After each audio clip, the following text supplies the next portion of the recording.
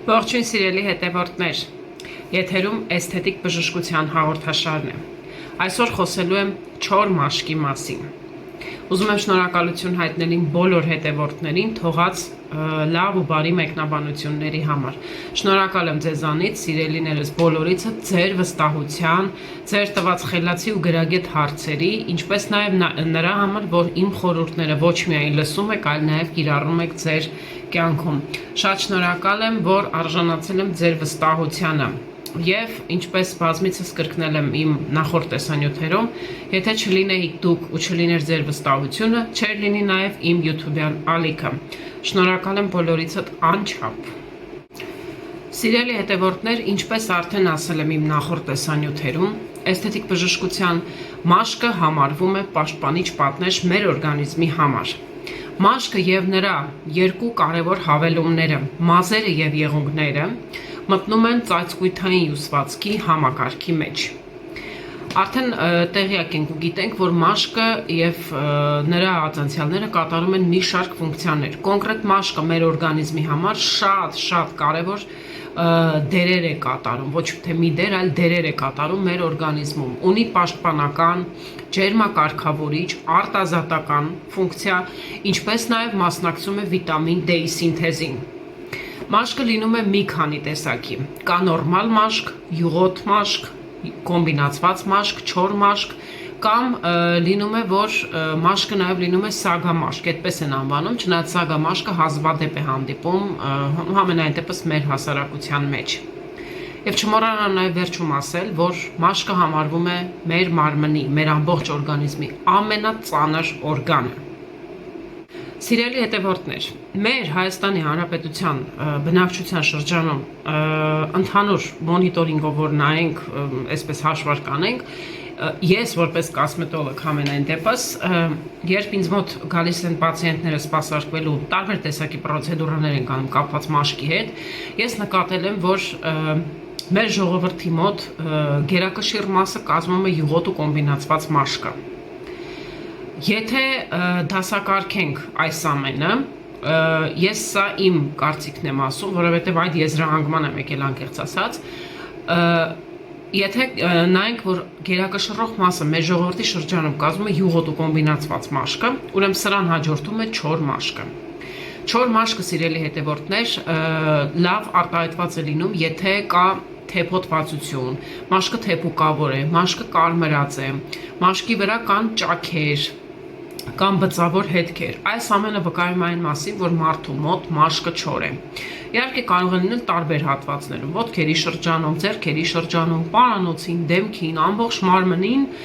որովայնին կամ ուսերին, ցանկացած տեղ, եթե նմանատիպ սիմպտոմներ առկա են, նման երևույթներ, ուրեմն մաշկը համարվում է չոր։ Եվ ինչպես են տարանջատում չոր մաշկը, եթե մաքուր ջրով լվանում եք դեմքը, առանց որևիցե միջոցներ օգտագործելու, լվանալուց հետո, երբ ուզում եք մաշկը չորացնել ու զգում եք, որ այն ձգվում է, անկախ ամեն ինչից, ինքն իրեն ձգվում է, իմացած եղեք, որ ձեզ մոտ հարգելիներս մաշկը չոր է։ Ինչպես գիտենք բոլորս, ջուրը համարվում է կյանք։ Եթե առաջնորդվենք ըստ տրամաբանության, ինչու է մաշկը չորանում, որովհետև պակասում է ջրի քանակը մարդու օրգանիզմում։ Այստեղ խոսքը ոչ թե ջուրը խմելու մասին է, այլ մաշկի մեջ եղած ուրեմն հիդրատացիան, ջրի քանակը։ Դրա համար էլ կոսմետոլոգները, մաշկաբանները եւ ընդհանրապես բժշկությունը միշտ էլ խորհուրդ է տվել ու ցուցել է, որ մաշկը պետք է միշտ խոնավացնել, օգտագործել խոնավացնող քսուկներ, շիճուկներ, լասյոններ, ցանկացած տիպի պրոցեդուրա ըստ տարիքին համապատասխան կատարել խոնավեցում, սա շատ կարևոր է հարգելիներս։ Բնականաբար, եթե առաջնորդվենք ըստ տրամաբանության, եթե մաշկից վերանում է ջուրը, մաշկը ունենում է ջրի կորուստ, բնականաբար մաշկը լինում է ջրազրկված եւ չոր։ Նմանատիպ դեպքերում մաշկի վրա կառաջանան բծեր, կառաջանան ճաքեր, կլինի թեփոթվածություն, կլինի մաշկի ձգվածություն, չոր կամ թաց ժամանակ էական չի։ Կնկատվի նաև մաշկի այնպիսի զգացողություն, որ ձեր մաշկը կարծես պատառոտվում է, այսպես ասած։ Այս ամենը վկայում է այն մասին, որ ձեզ մոտ մաշկը չոր է։ Իսկ չոր մաշկը արդեն համարվում է Հիվանդություն մի քիչ սխալ կլինի ասել, բայց ցանկալի էլ չէ, որ այդպես էլ մնա։ Անհրաժեշտ է չոր մաշկին, ինչպես յուղոտ մաշկին է անհրաժեշտ խնամքը ճիշտ ժամանակին ու ճիշտ ձևով, այնպես էլ չոր մաշկին է անհրաժեշտ խնամքը։ Եվ չմոռանամ ասել, որ չոր մաշկը, հատկապես դերմատիտի տեսքով, հանդիպում է նաև մանկահասակ երեխաների մոտ 3-4 ամսեկանից մինչև 1 կամ 2 տարեկան։ Չոր մաշկ ունենալու պատճառները հարգելի հետևորդներ շատ բազմազան են։ Ուղիղ ու անմիջական կապ կարող է լինել արևի ճառագայթների հետ։ Եթե դուք չափազանց շատ եք գտնվում արևի ճառագայթների տակ, դա էլ բավարար չի, մի հատ էլ չեք օգտագործում արևապաշտպաններ, որ անընդհատ մենք բացականչում ու ասում ենք կիրառեք արևապաշտպանները կլոր տարին։ Սակայն այս ամենը մնում է ապարդյուն։ Մեր ժողովրդի մոտ միևնույնն է, մարդիկ վարվում են այնպես, ինչպես իրենց է հարմար, որը որ շատ սխալ է։ Արևի ճառագայթներն են ուղիղ ու անմիջական կապված մաշկի չորության հետ, հիգիենան, հատկապես սխալ հիգիենան, երբ մարդկանց թվում է, որ ամեն ինչ ճիշտ են անում, բայց իրականում այդպես չէ։ Նպաստում է առողջական վիճակը, նպաստում են շատ դեղեր ընդունելը, որոնք բժշկի դեղատոմսով բաց թողնվող են, խոսքը հենց հակաբիոտիկների մասին է։ Երբ պատե անպատե ամեն մի, այսպես ասած, սթից բանի համար խմում են հակաբիոտիկ, որը կատեգորիկ արգելվում է, նույնպես հանգեցնում է մաշկի չորության։ Եվ իհարկե կարող է լինել արդեն տարիքի հետ կապված, գենետիկայի հետ կապված, որի դեմ մենք դեռևս անզոր ենք պայքարել, գենետիկայի հետ կապված կամ տարիքի, որ ասենք մարդը հասել է 70-75 տարեկան ու իր մոտ կապ չունի կին է թե տղամարդ, իր մոտ նկատվում է մաշկի չորություն, որովհետև ջրային բալանսը գնալով պակասում է։ Ես սա նաև նորմալ եմ համարում, որովհետև ինչպես երիտասարդությունն է նորմալ իր ժամանակին, այնպես էլ ծերությունն է նորմալ իր ժամանակին։ Սիրելի հետևորդներ, ուրեմն չոր մաշկի առաջացումը կապված է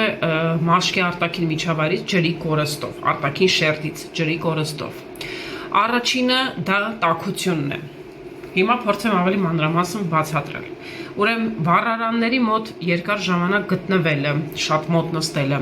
ընդհանրապես տաքացուցիչներ, զանազան ջեռուցման համակարգեր, որոնք մենք ներկայումս կիրառում ենք, փայտի վառարաններ, բուխարիներ եւ այլն, եթե երկար ժամանակ փակ տարածքում կլինի հյուրասենյակ, ննջասենյակ, թե ամբողջ տունը ներառյալ, երկար ժամանակ կիրառելիս չի բացվում պատուհան, չի բացվում դուռ, չի օդափոխվում տվյալ տարածքը գոնե ժամը 1, միանշանակ առաջանում է մաշկի չորություն։ Իհարկե չի առաջանում միանգամից, առաջանում է ժամանակի ընթացքում։ Դրա համար հարգելի հետևորդներ, սեզոնին ընդառաջ ես ասեմ, շատերը արդեն միացրել են տան ջեռուցման համակարգը։ Հիշեք մեկ ընդմիշտ, օդորակիչ կմիացնեք թե բաքսի ջեռուցման կաթսաներ, հիշեք,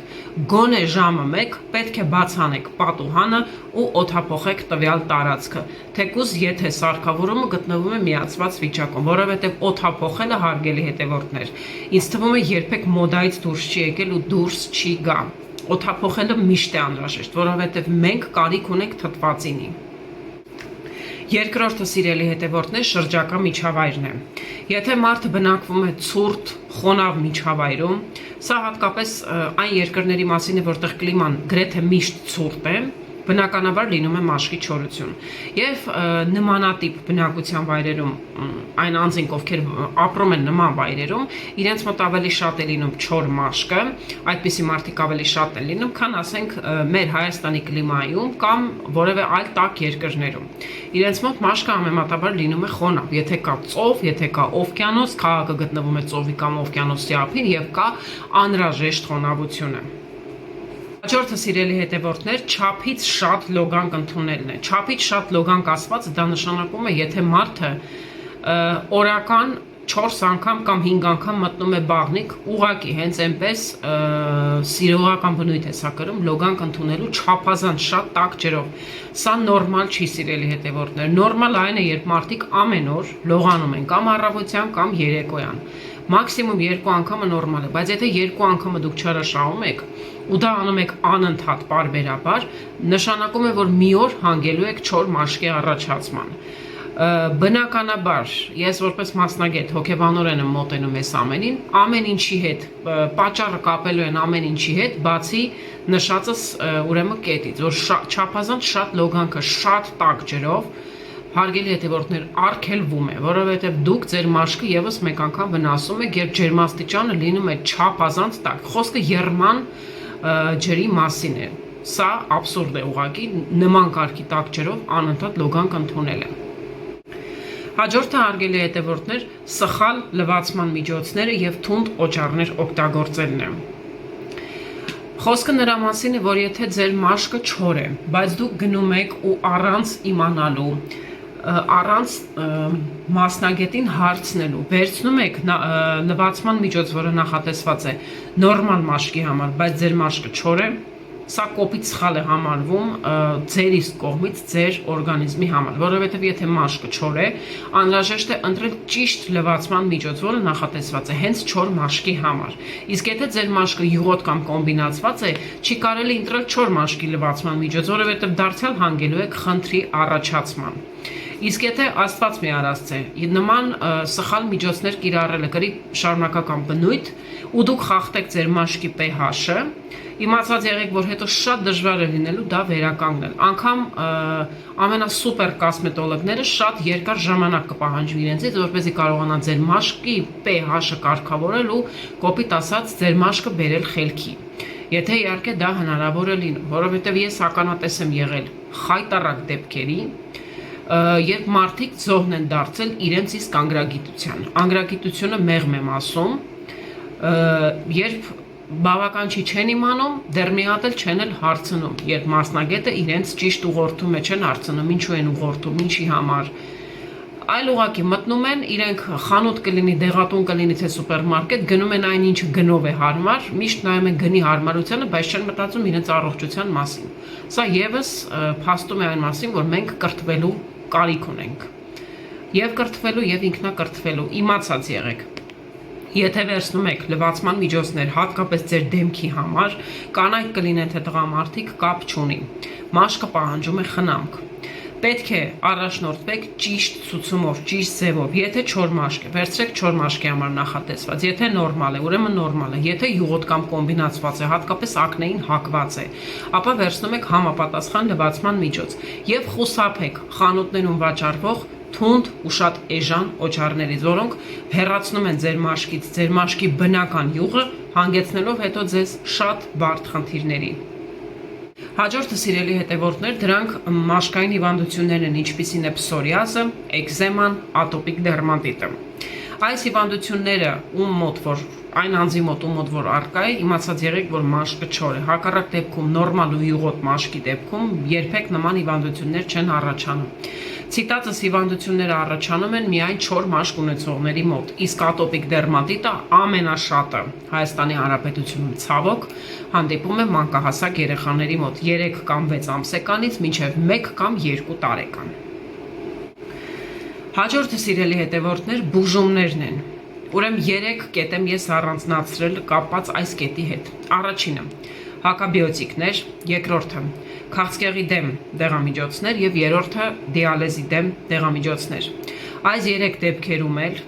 առաջանում է չոր հաստ մաշկ։ Հիմնականում լինում է, դե արդեն ասեցի, երբ որ ընդունում են չափից շատ հակաբիոտիկներ պատե եւ անպատե դեպքերում, երբ ընդունում են հակաբիոտիկները, երբ իրենք բուժվում են ակնեի դեմ, իսկ ակնեի դեմ բուժվող մարդու մաշկը միանշանակ լինում է յուղոտ կամ կոմբինացված, չափազանց շատ հակաբիոտիկներ ընդունելու դեպքում առաջանում է չոր մաշկ, չոր հաստ մաշկ, որի դեմ նույնպես պետք է պայքարել։ Եվ այն հիվանդները, ովքեր դիալեզի են գնում, իրենց մոտ նույնպես լինում է մաշկի չորություն, չափազանց չորություն, այն աստիճանի, որ մաշկը կարող է ճաքճքել, կարմրել, նույնիսկ արյունահոսել։ Եվ ամենավերջին կետը, հարգելի հետևորդներ, ծերացումն է։ Դե գիտենք, ծերացումը դա բնական երևույթ է համարվում մեր օրգանիզմում, որից ոչ մեկ ինձ թվում է անմասն չի մնալու։ Եթե կան մարդիկ, ովքեր գիտեն, որ իրենք չեն ծերանալու, ես իրենց շնորհավորում եմ իհարկե, բայց գիտեմ, որ դա նման է ուղղակի ֆանտաստիկայի։ Ինչքան էլ էսթետիկ բժշկությունը վաու պրոցեդուրաներ կազմակերպի ու անի, որպեսզի մարդիկ ուշ ծերանան, միևնույնն է, մի հատ հին ժողովրդական, թե չէ, չգիտեմ անկեղծ ժողովրդական է, թե չէ, միշտ լսել եմ մեծերից, որ ասում են տարիքն իրենն ասում են։ Իհարկե կան մարդիկ, ովքեր կոսմետոլոգիական միջամտություններով թաքցնում են իրենց տարիքը, բայց մարդիկ էլ կան, որ նախընտրում են բնական ծերացումը։ Իհարկե ես դա ողջունում եմ, որովհետև ինձ թվում է բնական ամեն ինչն էլ գեղեցիկ է ու նայվում է, եթե բնության ու Աստծո ստեղծածն է։ Ծերացումը, սիրելի հետևորդներ, նորմալ երևույթ է ու լինում է դե բնականաբար մեծահասակների մոտ, ինչու է լինում, որովհետև մաշկը սկսում է տարիքի հետ զուգընթաց արտադրել քիչ կոլագեն։ Իսկ երբ որ մեր մաշկը սկսում է արտադրել քիչ կոլագեն, կոլագենի քանակը գնալով նվազում է, մաշկը սկսում է բարակել։ Բարակելու ժամանակ արդեն առաջանում են կնճիռներ, մաշկը կորցնում է իր էլաստիկությունը, առաձգականությունը, ջրային բալանսը, ջրի կորուստ է ունենում եւ սկսում է ծերանալ։ Սիրելի հետևորդներ, չոր մաշկի մասին մեր այսօրվա տեսանյութը այսքանն էր։ Վստահ եմ, որ ձեզ տվեցի շատ կարևոր ինֆորմացիա, շատ հետաքրքիր տեղեկություններ, որոնց մասին կամ լսել եք, կիսատ եք լսել, կամ ընդհանրապես չէիք լսել ու ձեզ համար նորություններ։ Եթե հավանել եք տեսանյութը, կխնդրեմ սեղմեք լայք եւ բաժանորդագրվեք իմ ալիքին։ Մնացեք խաղաղությամբ։ Իսկ մեր էսթետիկ բժշկության հաջորդ հաղորդաշարը, մեր հաջորդ հաղորդումը, մեր հաղորդաշարը լինելու է շատ տարածված մի հիվանդության մասին, որի անունը հիմա ես չեմ տա։ Չգիտեմ, փորձեք դուք ձեր մեջ գուշակել ինչի մասին է լինելու, բայց շատ տարածված հիվանդություն է, հատկապես երիտասարդների շրջանում։ Մնացեք խաղաղությամբ, իսկ մենք կհանդիպենք արդեն հաջորդ շաբաթ։